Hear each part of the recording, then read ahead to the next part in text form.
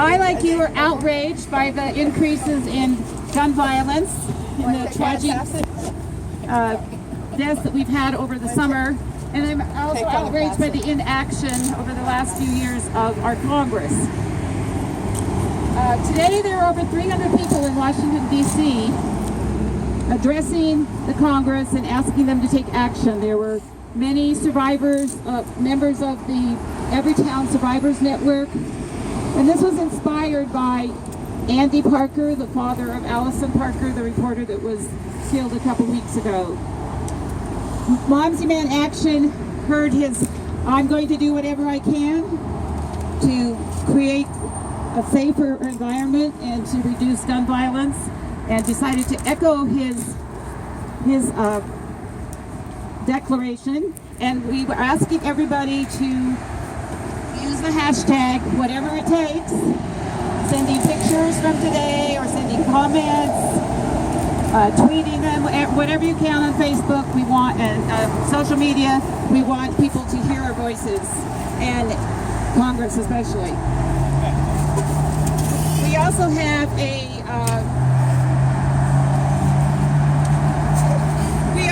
you can tell I'm not a public speaker. We also have a phone number you can text FEEL, F-E-E-L, and to 877-877, and that will connect you to a senator, and you can tell them why you think it's important that they do something about gun violence. Shannon Watts, who founded Moms Demand Action 3 years ago, said it's a marathon, and it indeed is a marathon.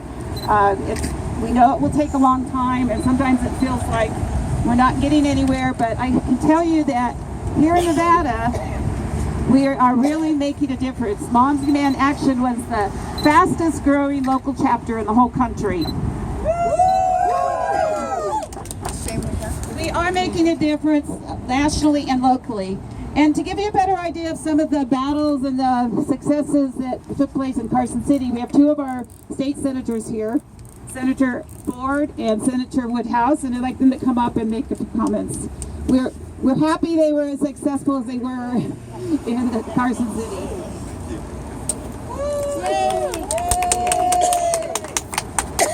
Well, good evening, everyone. Can you hear me okay? Yes. Well, thank you very much for having me out. Senator Woodhouse and I are delighted to be here to support Moms Demand Action. This is something that's very near and dear to our hearts, something that's very important to us. And we're not just talking, proof is in the pudding. Just last session, she and I both, as well as our colleague Senator Debbie Smith, fought hand in hand to try to ensure that we had more gun regulations to prevent those who should not have guns from obtaining guns. Thank you. Thank you. The unfortunate portion of the session, however, was that the powers that be had a different idea. And some of the bills that we put out there were essentially dumbed down, watered down, and to be sure, they have moved us forward, but I don't believe they've moved us forward enough. Nevada in 2013 had the 16th highest number of gun deaths per capita of all the 50 states. And enough is enough. My wife and I've said it before, and I'll say it again, we raised 4 young men, and we are tired of having to look at the news and see story after story of whether it's a police officer or an innocent civilian who has fallen as a result of someone having a gun that should not have had that gun. Whether that's because that individual had a mental defect, whether it's because that person was a felon and was not supposed to have a gun, or for any other reason. The fact is, reasonable background checks make perfect sense when you're talking about private gun sales.